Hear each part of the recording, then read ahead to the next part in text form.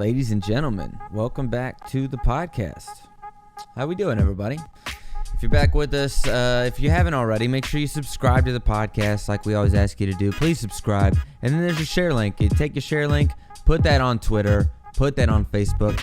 Let people know what we got going on over here. Let people know there's a podcast. So how are they going to listen if they don't know there's a podcast? So thanks again for coming back if you're here.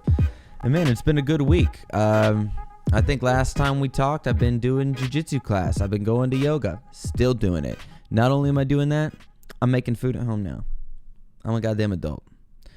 Here I am. I've gone to the grocery store this week. I get really cocky every time I go to the store. I'll buy like 2 weeks worth of groceries, and I'm like, I'm going to make dinner like an adult makes it. And then I start to think I think I talked a little on the last podcast, a little judgmental, we're figuring out.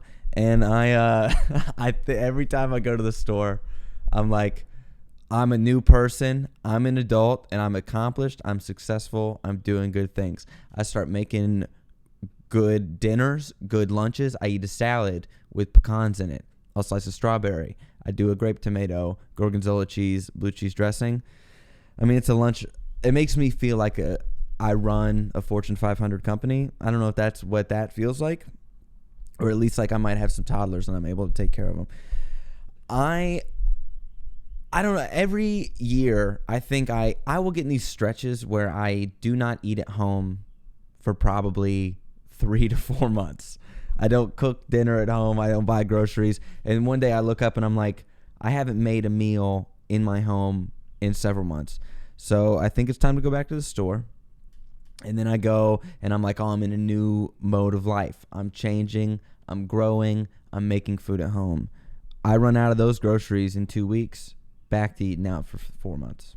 Every time. I was doing the math on that.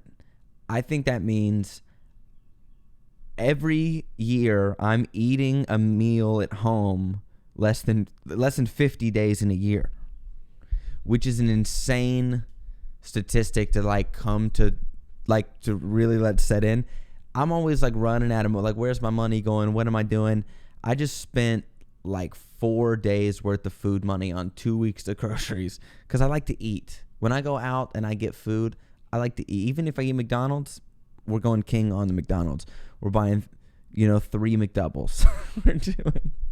we're doing large fries. We're doing an apple pie. We're doing a large Dr. Pepper. We're doing I am well known. Some of the friends I have, I'll go to a lunch spot with. I'm well known for dropping way too much money at the cheapest lunch spot.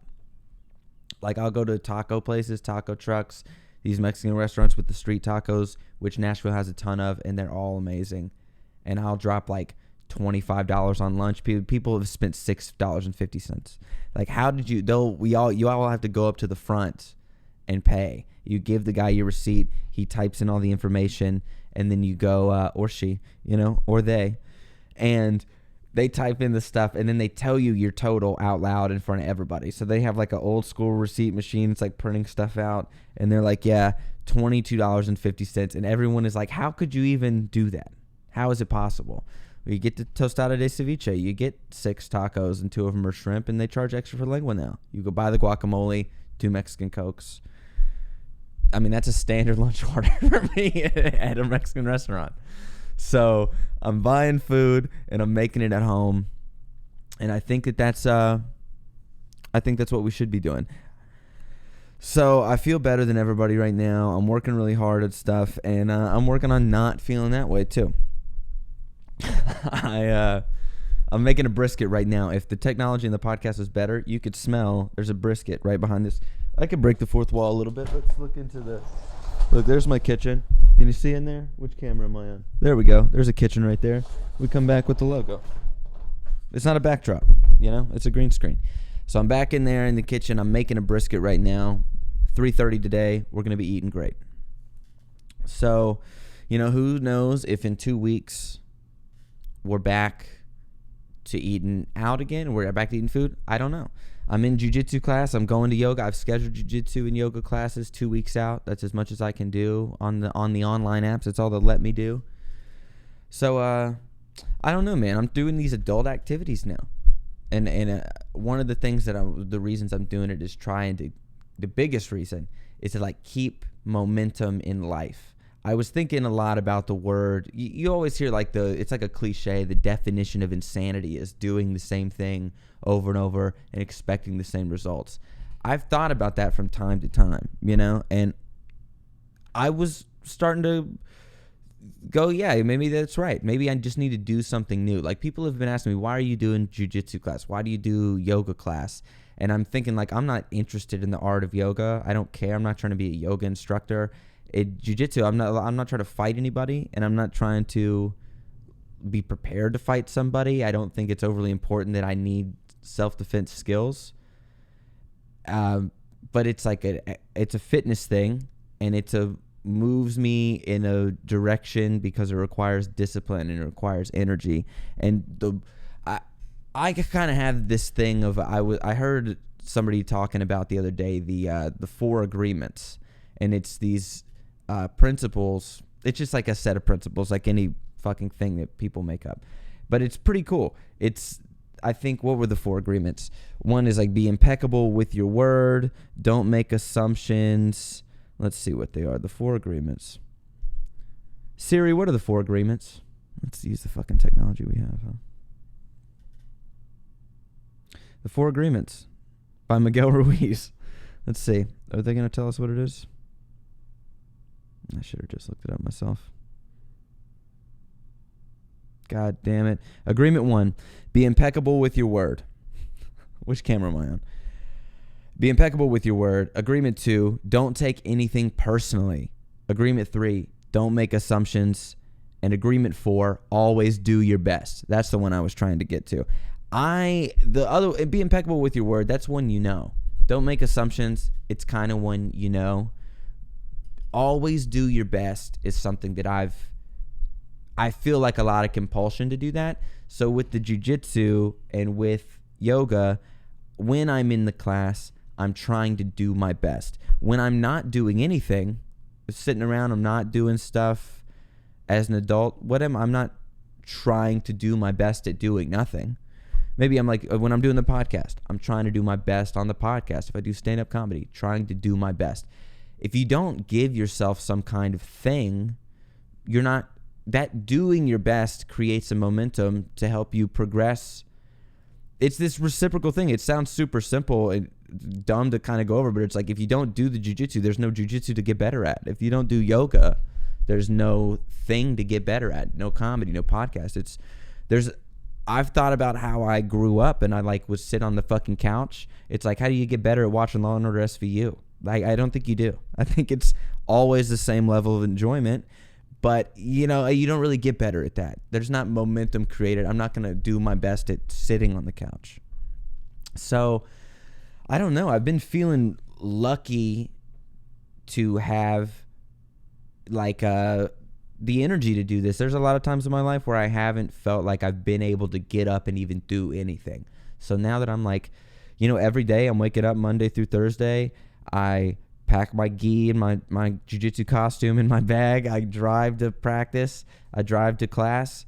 And I've been getting there a half an hour early the last couple days, and I've seen the benefits of that, what it's like to get there early, have time to stretch. The first several classes, I'm getting there 5 minutes before, because to be honest, I know I need to get there, but I'll just sit around and I'll do nothing. It's kind of this, but it's providing me with this opportunity to have discipline, to go, hey, there are benefits to getting up 15 minutes earlier, getting the jiu-jitsu gi in the bag 15 minutes earlier, getting in the car and getting there 15 minutes earlier. There's a huge benefit to it. And what's the 15 minutes? What am I spending it on anyway? This is a motivational podcast, folks. That's what we're going to talk about on this podcast, is how to be motivated to do things. Basic motivation. There are a lot of adults that have listened to my podcast that have told me, they're like, oh, this is just the shit that a young person is going to figure out. So it's, if you're young, maybe you'll enjoy that. But if you're old, you'll probably go, maybe you didn't have the energy to do anything, so you did fail yourself, or you've already done it, so you're uninterested. Either way, old folks, I don't care if you listen to the podcast. I'm wearing a pink tie-dye shirt and a backwards flower hat. I think it's the first time on the podcast I didn't wear black. I'm trying to get away. When I first started the podcast, I was kind of committed to black hoodie with a different logo as much as possible, and I would wear a New Era low profile 5950 7 3/8 baseball cap. That's my favorite. During the pandemic, I figured out so much stuff. I found the perfect hat for me.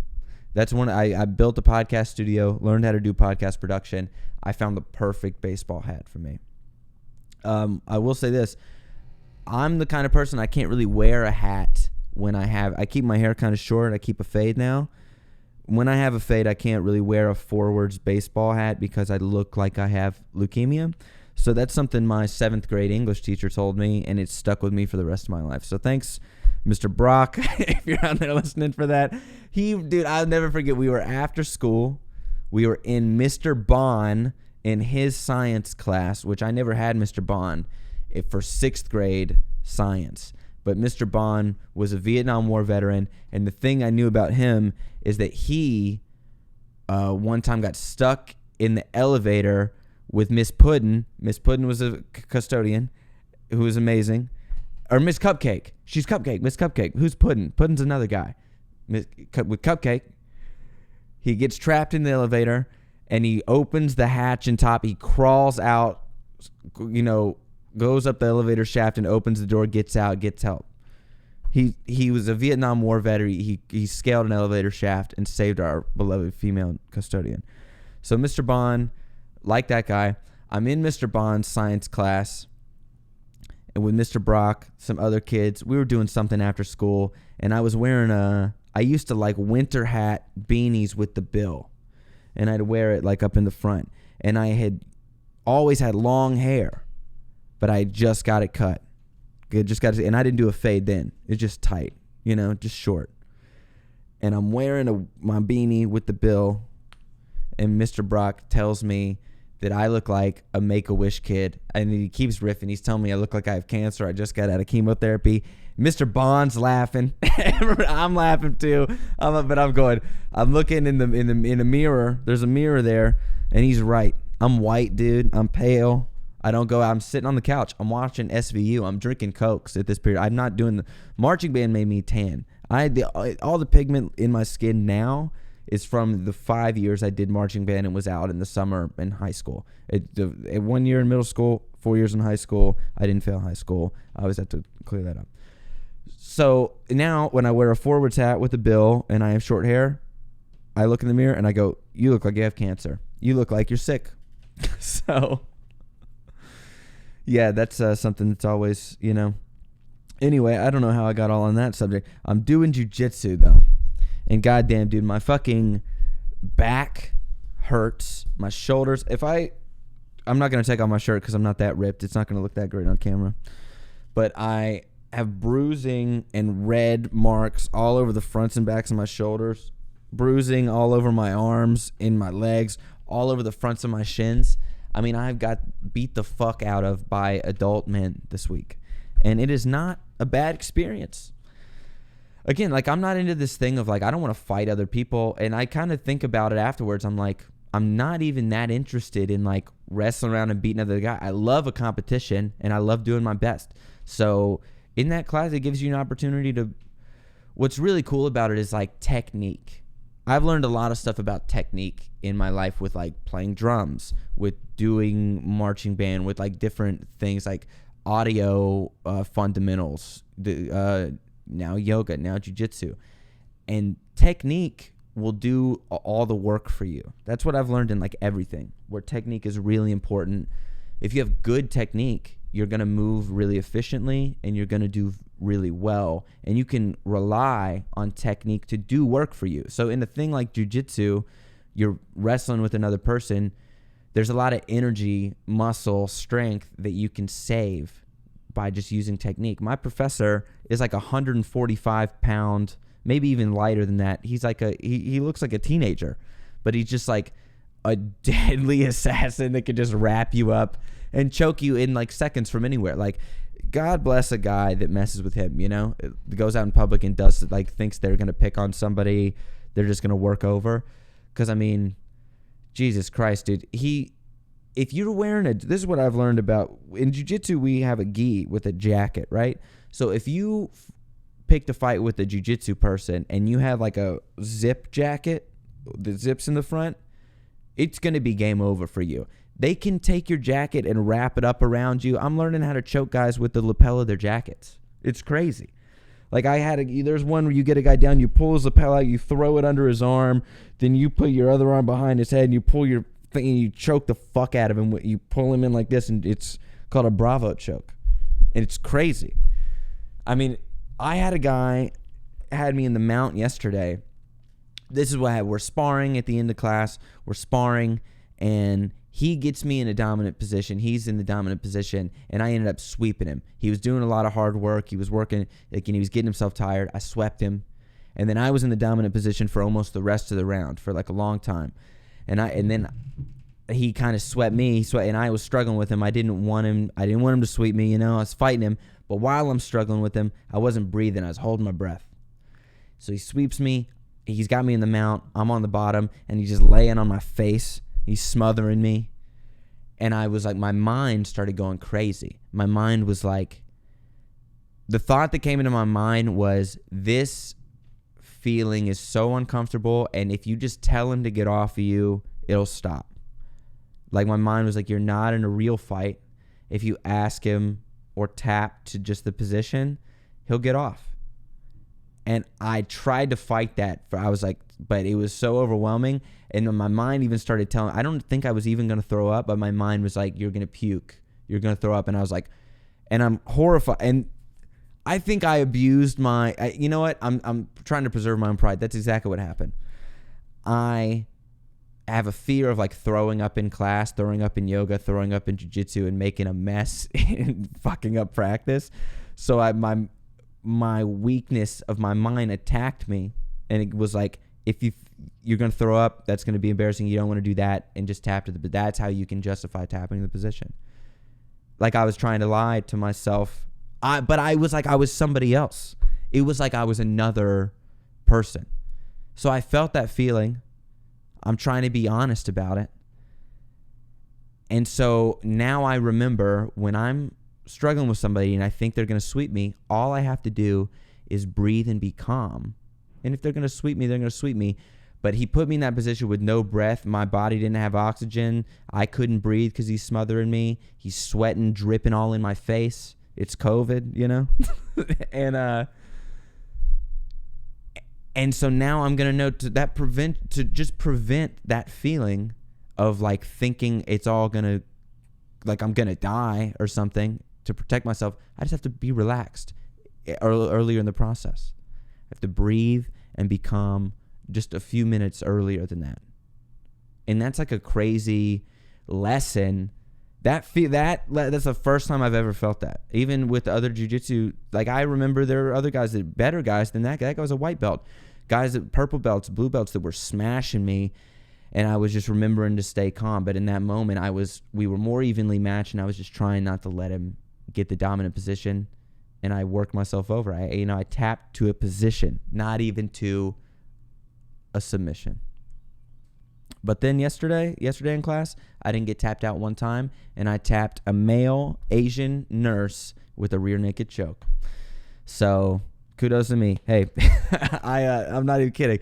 Me and the guy, we were going at it, man. We reversed each other. He's mounting me. I'm sweeping him. He's sweeping me. I end up sweeping him when he's in the mount. I take how many times I say sweep on this podcast? I don't know how. He was asking me how I did it, and I was telling him, I was like, bro, I so don't know what I'm doing. I just got you off of me, ran around the side. I took his back. I pulled him onto me. I've gotten 3 submissions in class. All 3 have been rear naked chokes. So that's like, maybe it's the only thing I really know how to pull off, because I've done it wrestling my friends in middle school. I choked out my friend that was on mushrooms with a rear naked choke. I don't know if I told that story on the podcast. We'll do that sometime.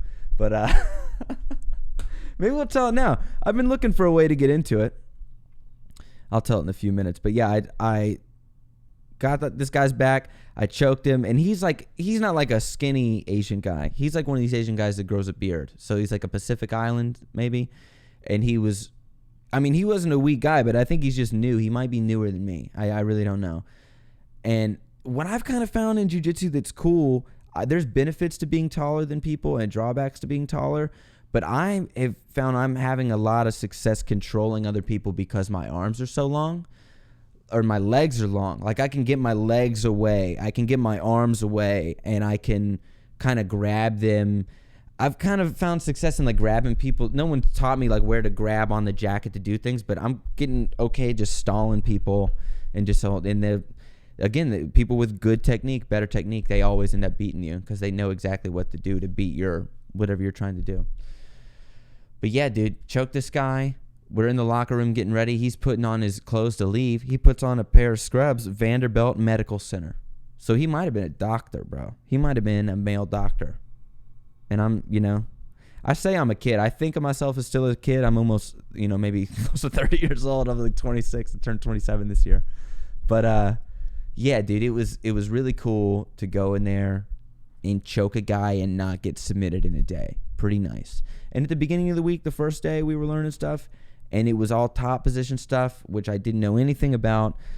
Blah, blah, blah. All this wrestling stuff. Sprawling, takedowns, back rolls, somersaults. All this shit that I'm not athletically prepared to do. And I was very frustrated, bruised up just from the drilling on Monday. And then by the end of the week, I can do everything that we were working on, essentially. There's some of the stuff, the back, sweeping a guy over your head and doing a back roll and landing in the mount. It's like, forget about it, dude. That's one of the things about being tall. My shoulders kind of suck.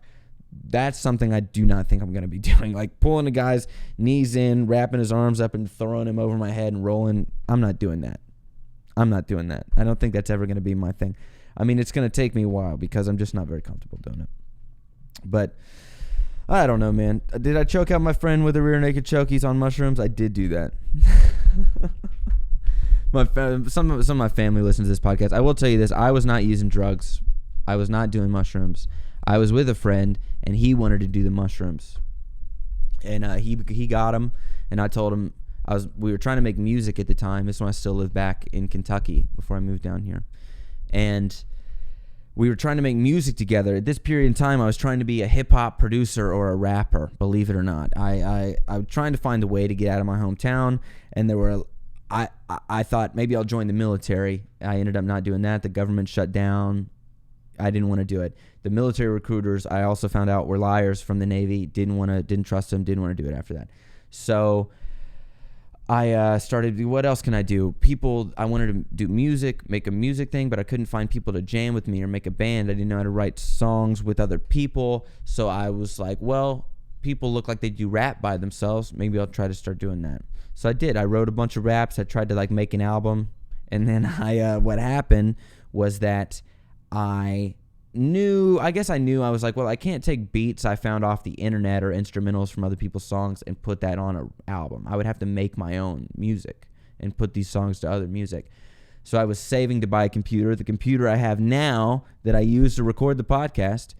And I saved for a long time to buy it. I bought it, and I was going to start producing music. And when I got all the gear to finally start recording, and I got Ableton Live, I got a trial of that, I started recording music, and I found out that I really loved that.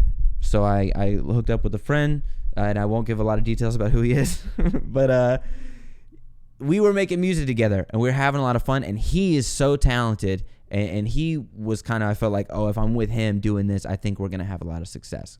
And we do that for a couple weeks, then he moves off to college, he gets his first apartment, and to celebrate getting his first apartment, it's like, let's bring your music rig to my house. Let's hang out. Let's make music. But what I want to do, I've never done mushrooms before. I don't want to do mushrooms and let's like make music. Let's like hang out and make music. And I was like, okay. And I told him, I was like, dude, the first time I did mushrooms, I did an eighth of mushrooms. And he said that's what somebody told him to do. So what he did, he bought a quarter of mushrooms and he just split it in half. I was there for a girl came and got one half and then he got the other half. Couldn't weigh it out or anything. He just did it by splitting it. And then I told him, I was like, look, she's a girl, and I don't think has done mushrooms either. So give her the one that looks smaller just because she's going to do the whole thing too, and it's going to be intense. So he said, okay. And he trusted me. And so he took the bigger one. So it's probably like 4 grams of mushrooms, and the guy just eats them. So we're hanging out. And again, now in my wisdom that I do have, I know that taking an eighth of mushrooms plus and trying to make music is not possible. So I don't really know. I think I overestimated his I really respected him, and like he's really intelligent, and I was like, this guy's a genius. Who knows where he's gonna go with this, you know? And where he did go was into a psychotic meltdown. This guy, God bless him, dude. I love him. But when it first started coming on, he started feeling, he was sitting in his chair and he was like, whoa. You could tell he was starting to get overwhelmed. He was looking at me, he was like, whoa. And then he started getting really anxious. He got on his bed. He shrieked. He shrieked out, screamed. He called for his mother. He called for a lot of people. I don't want to say who. I don't want to say the second person he called out for it's a music educator. I just will say that, a music educator that we shared. He calls out this person's name. He's a teacher. And I was like, this is really, really bad. But that's also one of the funniest things that's ever happened. The guy calls for his mother, and in the next breathing shriek, calls for a music educator that we shared. And that's like, wow, that guy must have been a real hero for him.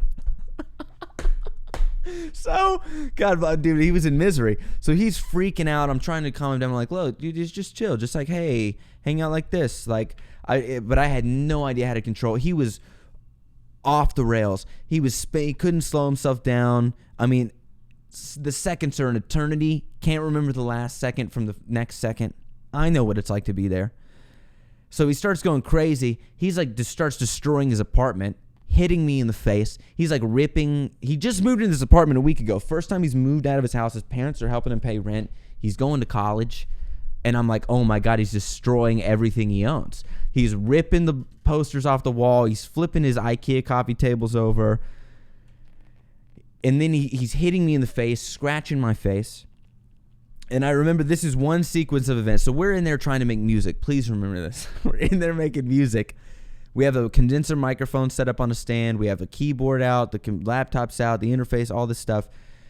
And this is what happens. He runs by the TV, pushes the TV, and kind of knocks it to the side against the wall, rips a poster off the wall, goes to the blinds, rips the blinds out of the wall, flips over an end table, and I'm going behind him like, oh my God, like trying to get all this. And then he goes up to the condenser mic on the stand, and he just like chomps it with his mouth. Like the windscreen, just like chomps it and crushes the microphone, which I had borrowed from a friend. Was not my microphone.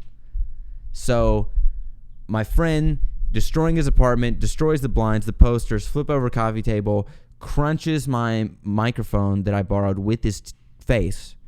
His lips are all cut up. He's bleeding. I still have the microphone, and I promise you there are pieces of his lip skin still in the grill of the microphone. If I was prepared, maybe on the next podcast, I'll show it on fucking camera. I mean, so I'm kind of pissed, and I'm freaking out about them. I'm like, oh no, this has gotten really real. This has affected, like, I don't know how much this microphone costs, but I didn't have any money at all, like no money. I was like a child. So he is still free. Now he's running around. I was really distracted about the mic and freaking out. So when I turn around next, he's completely naked and he's pissing in his closet by the kitchen, like in the pantry. I turn around, his clothes are off, and he's just standing looking at me.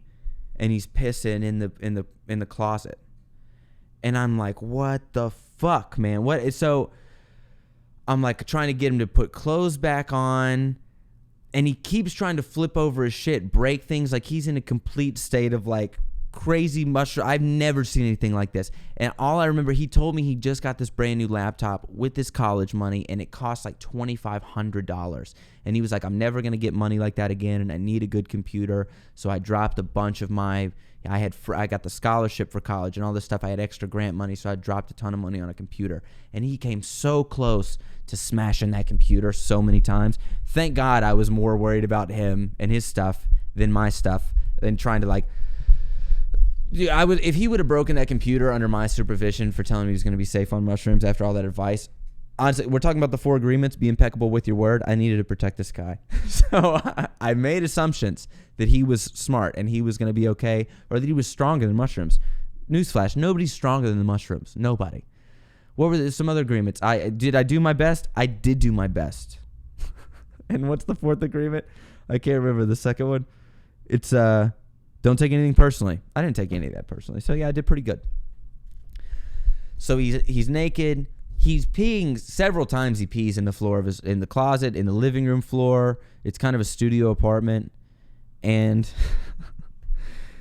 I remember my biggest goal was not to let him out the door.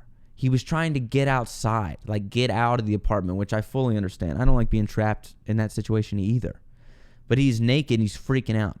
If he would have had his clothes on and I had a little more, maybe I would have taken him outside, get a change of scene. And what's he going to break outside? He's not going to start smashing people's car windows. I think it would have been a lot easier for him. So he keeps doing that thing where he's going around breaking stuff, and he gets away from me. I'm trying to clean up after him. He gets to the door. I had locked the door, and he couldn't even figure out.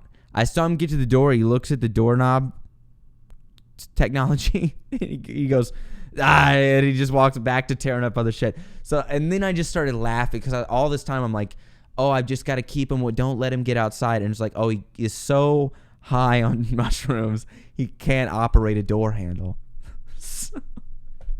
Right after that, I'm like, okay, he can't even get out now. So it's just like everything's destroyed. I put his laptop in an upper cabinet above the stove. I was like, if he destroys everything else, whatever. Everything important is either destroyed or protected by now. And I'm trying to be on his side. I'm telling him, I'm like, hey man, let's just calm down, whatever. And he hits me in the face hard. And I remember, I'm like, man, please do not do that again. Do not. And he was looking at me, just being, and then he just smacks me, hits me in the face again. And I just was like, all right, I'm done with this. So I got him, I flipped him, I turned his back to me with his shoulders, I front tripped him onto his stomach, I got on his back, locked into choke, and just fucking squeezed him until he went unconscious. I'm not even kidding. He's naked, piss everywhere, apartment destroyed, high on mushrooms. I tripped my friend, Nate. I'm on him. I mean, this is a rear naked choke I'm doing. He's completely naked. I'm seeing his penis. And I'm just on his, and he's struggling, and imagine that, being tripping on 4 grams of mushrooms, and your friend is now on your back, strangling you unconscious. I didn't know what else to do. I felt like I didn't know what to do. So I did. I choked him, and and who knows, cops kill people from doing that. Choked him. He went out, and immediately I just murdered my friend. I immediately start thinking, he's unconscious, he's in the floor, he's naked, his apartment's destroyed. And I'm like, I just murdered my friend. And then he just started waking up. So, and he starts waking. You ever choked anybody out when they start waking up? They're kind of twitching a little bit, and it's got a little seizure vibes to it. But I have seen my friends choke out my other friends before, wrestling, like pretending like we're UFC fighters in somebody's basement. So I've seen somebody wake up from being choked out, and their lips are a little blue, and they're waking up a little bit. Dude, telling that story is always so crazy because, I was there, man. I was in the situation, and that's my friend. He woke up, and he was a little more subdued. I think he knew he was like, he knew that I did something. I don't know if you remember. We never talked about it for sure. I might have told him right then. I was like, yeah, bro, I put you out. Like, you were fucking... And I can't get this picture for the podcast. I had a picture. It's on my Instagram now. Like, it's probably in 2013 or 2014. But there is a picture I post, and I had a fade, and from the back of my head to the front of my face, it's 3 nail marks like this, like a chicken, like an eagle scratch, like through the hair cut, scratches to the front of my face, and that's from him.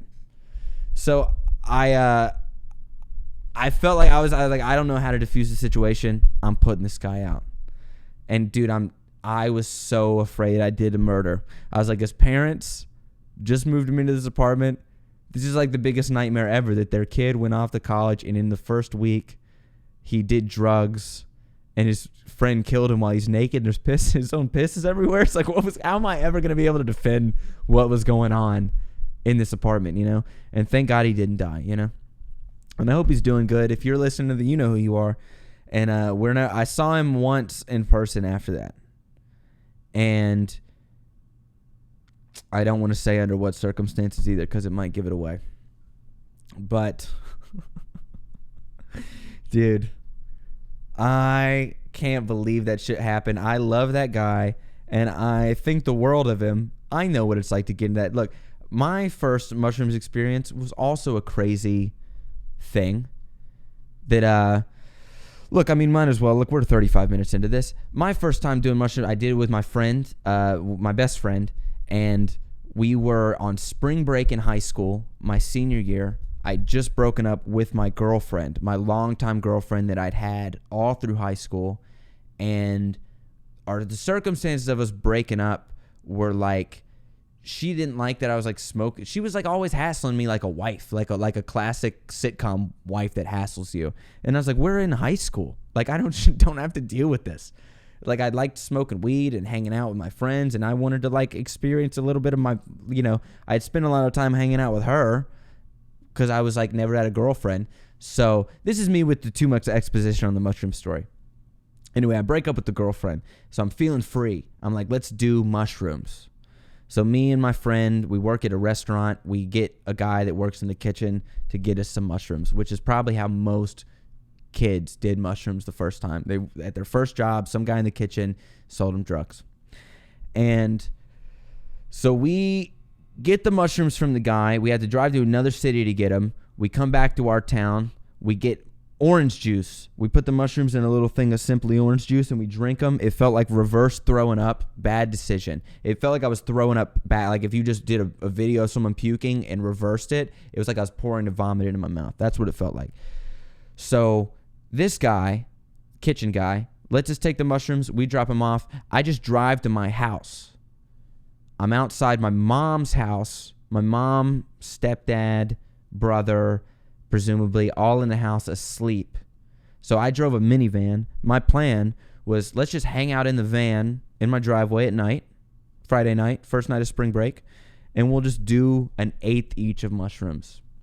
And we're like, yeah, we smoke weed. We smoke a bunch of weed. This will be fine. We do drugs. We know what's going on. So we do the mushrooms. And I remember we're sitting in the van, and I remember when it started coming on, it was like flashes, like photography, like a photography flash. And in front of me, outside, I felt like I saw spider webs. They were spelling things out, like almost like rest in peace or something. Like spider webs spelling out word, but I couldn't read what it was.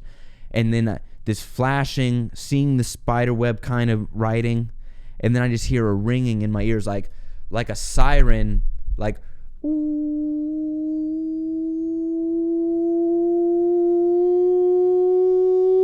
I mean, it sounded exactly like that.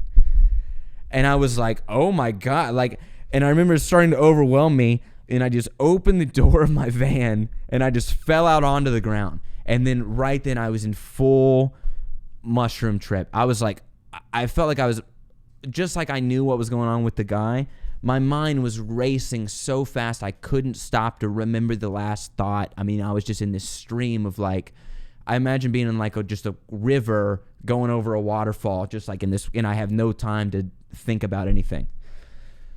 So and in that period of time was like an hour and a half where I was like walking around outside my van, and then I would get back in. I was never opening my eyes, and I was just hearing. I remember I was seeing these like siren things on hilltops in my mind, and like yelling at my friend to stop talking. My friend is sitting in the passenger seat, not saying a word, hardly at all, saying anything. And I'm just going, man, we got to stop talking. Let's not talk. We're going to, or I don't think that was at that point. That at first, I don't think I was doing that actually. The van was too overwhelming. Being outside was overwhelming. So we went in the house, went in my bedroom, and across the hall from my brother's room. And I remember we walked. Oh yeah, that's exactly what happened. So it wasn't like full out. It was kind of hitting me in these waves. It was like strong, and I was feeling crazy. But I was like, too much anxiety. Can't be outside anymore. So I go in my bedroom. I remember I go and I take my phone charger and I plugged it into the wall. And there's a blue light, like an LED, and it started, when it turned on, it started dripping onto the floor in a puddle and started the light started collecting in a puddle on the hardwood floor. And then I turned around and I saw my friend looking in the mirror of my dresser. And I just turned, and this is what you need to know. The space between the mirror with the dresser and my bed is literally this much space. Like, you can stand there and turn around and take a step forward. Your stomach is on the bed.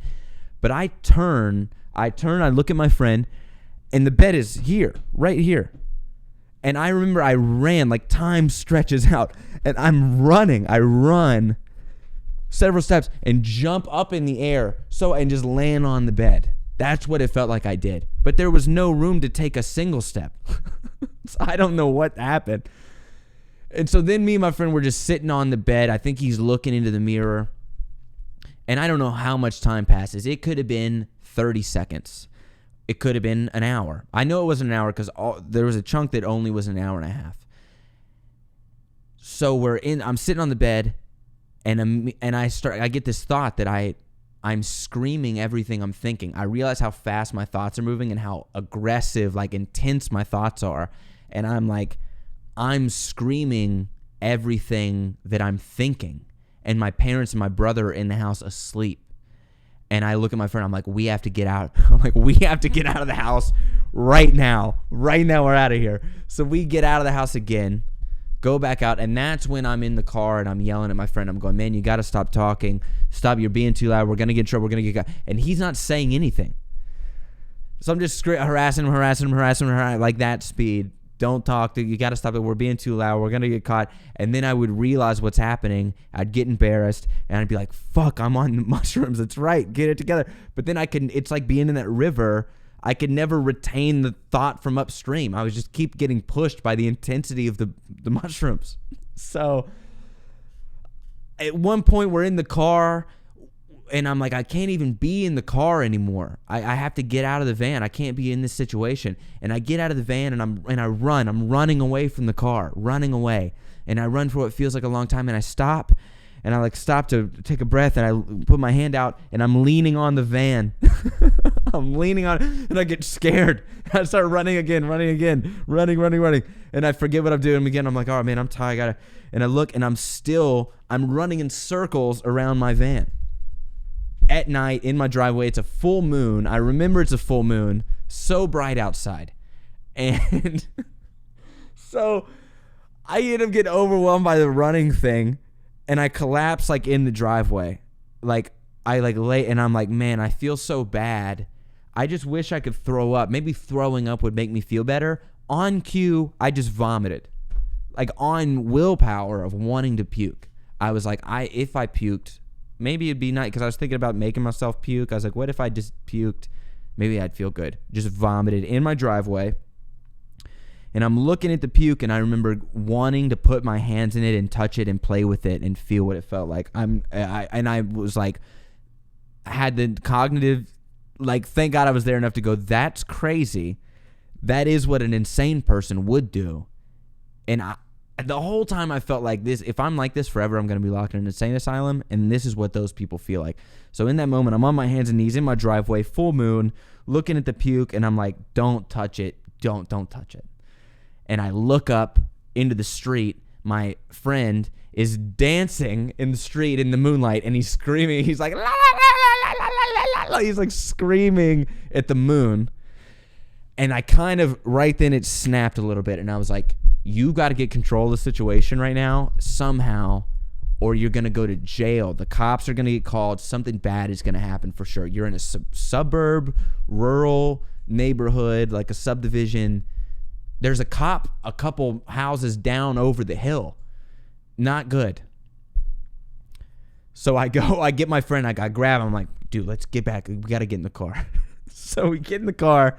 I tell him to give me his phone. I don't know what's going on with my phone. Maybe I didn't have a phone. As far as I know, I'm like, oh, no, this is what happened.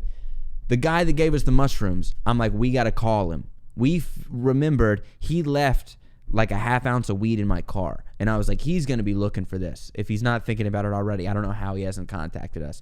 So he's going to have to come get this. We're going to tell him to come get it. And then we're going to tell him he has to take us with him to keep us safe, because he knows what's going on. He's going to know what's going on. And So my friend had one of those phones where it's like press star to unlock, then press OK. And I remember he couldn't use the phone. He's like, I can't use this. So he gives me the phone and it's like press star and then press OK. And I just hit OK. And then it pops up on the screen. I get press start and then press OK. And I just go, okay. And I remember I did this for like 5 minutes. Press start and then press OK. Okay. And then I'm like, dude, I'm open the phone. I got to open the phone. I'm like, and so but then right back into it, press start and press OK. That happened like 5 times. So I finally get in the phone. And before the phone times out, the screen will go dark and unlock and you're back into press start, press OK. I have to go in the phone and find the guy's number. Now, this is what's fucked up. We didn't have the guy's number saved in the contacts. So we were going to have to go to the previous calls and make an assumption on who we think it was. Like, when did we call him? We're going to have to, and that normally that sounds fine. It's like we talked to him at 7. We called him at 7. We'll look who was called at 7. But on the and ate the mushroom, that's a very hard task. You have to look at the information, the time, the number. You have to have a thought for a couple seconds and hold on to it and make a decision. It's hard. So needless to say, if a cell phone times out, we're back to star OK. We finally get in touch with him. We call him. We tell him what's going on. And he's like, all right, I'll come get you. I'll come up there. And then we have to wait, which is the worst part of it. So now we're waiting. We're like, when's he going to get here? How are we going to know? He's also like a dumb guy. So we didn't know. He's like a drug addict, dumb guy, like a crazy drug addict that we're depending on to help us. And so and even in that state, I was like, I don't know if he's going to know how to find us, how we're going to communicate, how we can answer a phone or know if it's ringing. And at one point we're in the car, we're sitting in the van waiting. And somehow me and my friend at the same time convince each other and ourselves that none of the night has happened. It was all in our minds. We're still in the van from the beginning of the story, and we never left, and we never did anything. We never called anybody, and it has just started with the mushrooms. We convinced ourselves, like Shutter Island, that it never. We made all that up. And I remember I looked at my phone charger was in the car, and I was like, oh, the phone charger was in the house before this. And I remember the blue light thing. It definitely all happened. So I called my friend, and I was like, hey, buddy. It did happen. I'm like, it all has happened. And we did call him. And he is coming to get us. Right at that time, I saw headlights pass us on the street. Headlights pass my house, go by me. And I was like, that's got to be him. I had no shoes on, no glasses on. I just take off sprinting, running down the driveway, running down the street. He's all the way in the cul-de-sac, like a quarter mile away. I ran all the way to him. Opened the door, I'm like, hey, buddy, what's going on? He knows me with glasses and shoes normally, and I don't have those things. So I get in his Suburban. It's like a SUV, like a Suburban. He drives back. He gets my friend. I go get my shoes. I go get my glasses. We get in the car. As soon as we start leaving the house, everything changes for me. He starts telling me about the reason that I'm having these problems. It's the interpersonal conflict. And who knows if any of that stuff is true. But he made me feel so much better. I was all of a sudden on cloud 9. I was elated. The windshield of the car was it was like a movie screen. And every time we'd hit a stop, we'd stop the car, then the windshield would turn, and then we would turn behind it and then keep going. And I remember we were talking about how crazy we were feeling and stuff, and he was like, man, I'm feeling like fucked up too or whatever. And we're like, oh, did you take mushrooms? And he goes, no, I've been like drinking. I took a couple Xanax bars all this time. And we were like, whoa, what? And but we weren't really in any position. We just called this man for help. So we were like, I felt a little anxiety from that. Me and my friend looked at each other. We were like, oh shit. So we kind of out of the frying pan into the fire a little bit. But my mind was flipped to being happier. I didn't get that stressed out again. We ended up going to some girl's apartment that we worked with her at the restaurant too. And my girlfriend from the 6th grade was there, who I had not seen since the 6th grade. It's like, how random is that? A girl that was my girlfriend in 6th grade for like 2 weeks, she was there. So I'm like, is this even real? Is this like the Matrix? Like, what is this? Like mushroom trip. And I remember they gave me a beer in a Solo cup, and I drank it, and it tasted so good. I was like, what is this? They're like, it's Miller Lite or Busch Light. And I was like, this is the best beer I've ever had. This is the best drink I've ever had in my life. And I remember they were laughing at us a bunch for being like young. They were like experienced drug addicts, I guess. And we're like kids that we thought we knew about drugs because we smoked weed and we were fucked up on these mushrooms. So they were like laughing at us. And that was a little weird. But also I was like, in my mind, I was like, they're fucked up. One of them's passing out on pills, you know? I was like, who are you guys to be like, we're at least being playful with this. We're not going to do that. So hours go on. We're having a good time. We're just chilling. I'm not trapped in my van. I'm not at my mom's house. Something to throw in there on the side. When we left, I had been screaming all my own thoughts or whatever when we left the house to go back to the van. When I left my bedroom, I looked in my brother's room. His door was open and no one was in there. So I was like, oh shit, I definitely was yelling and screaming. I've scared the shit out of my brother. And he went into my mom's room where he's told, and they're like, they don't know what's going on. Fuck, I'm fucked. Turns out he was staying the night at a friend's house, which was, and my mom and my stepdad were probably drunk or asleep. And so they didn't hear any of it. They didn't know that any of it happened. It's recorded evidence now. They could check it out. And my mom is a known supporter of the podcast. So everything was safe. We kept it safe. And this is the part of the story that we're not going to like. But we're at the house, at the apartment with these people, these drugs people. And there I go judging again. We're with the people. And this girl whose tattoo artist boyfriend is upstairs asleep. She goes, hey guys, y'all got to go. I guess she doesn't trust us in the house downstairs because like drug addicts, I guess, do. They will steal your TV or steal shit, take things from your house. I didn't know that. I was like, why would you be like, we're having a good time. Why would you kick us out?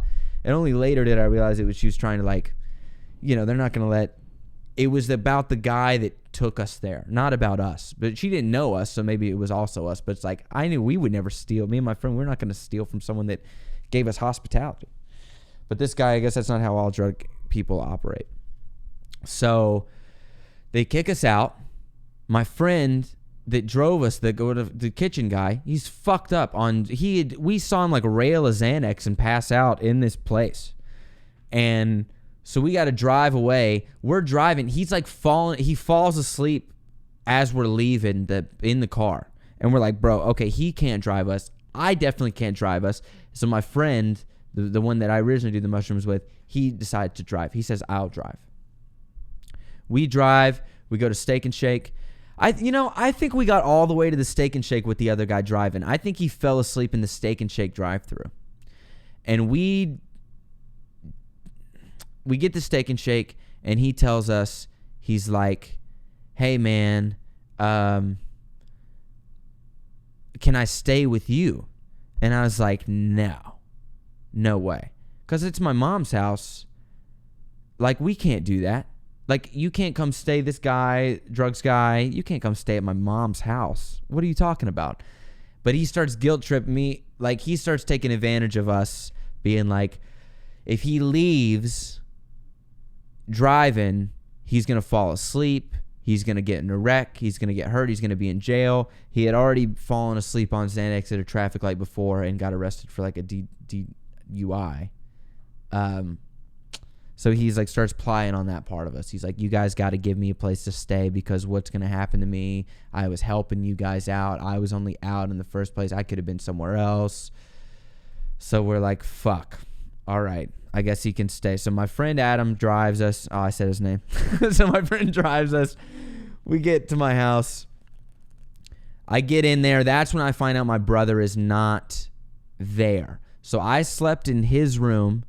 My friend, I made him sleep in my room, in my bed with the other guy to make sure he didn't steal any shit or whatever. The next day, the guy was in like a Xanax coma, would like not wake up, was snoring. We had to like shake him awake and throw him out of the house. And I mean, man, what a crazy that was a crazy, mind-opening experience for me in a lot of ways. It kind of took me out of being ignorant.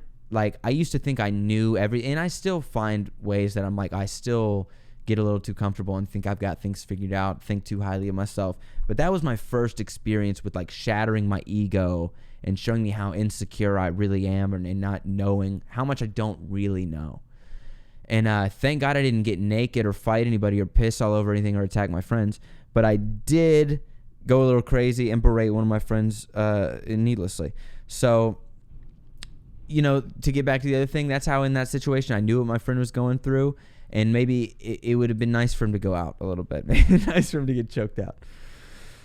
But anyway, folks, I don't know. I guess that's all we're going to talk about for this time. But, man, what a fun time it's been, you know? We talked about mushrooms. I talked about choking my friends. Talked about choking people in my martial arts class. So, you know, if you came back this time, thanks for coming back again. Mom, if you heard that story for the first time, I'm sorry. If you listen to that, I don't make decisions like that anymore. I don't do hallucinogenic drugs because I'm afraid to make myself into schizophrenic. I have heard that that's what happens to people, you know, if they do too much of that. And I've only done mushrooms 3 times, and I did acid twice. So, Mom, you know, it's not that big a deal. I'm done with that part of my life. So thanks for coming back and listening to the podcast. And like and subscribe. Make sure you subscribe before you get out of here, and share the episode on your social media. Put it on your Instagram story. Put it out there so people know what's going on. And thanks for coming back, folks. Come back, see us next week on Saturday. And I'm David Chasteen. This is the My Room Podcast. Get home safe.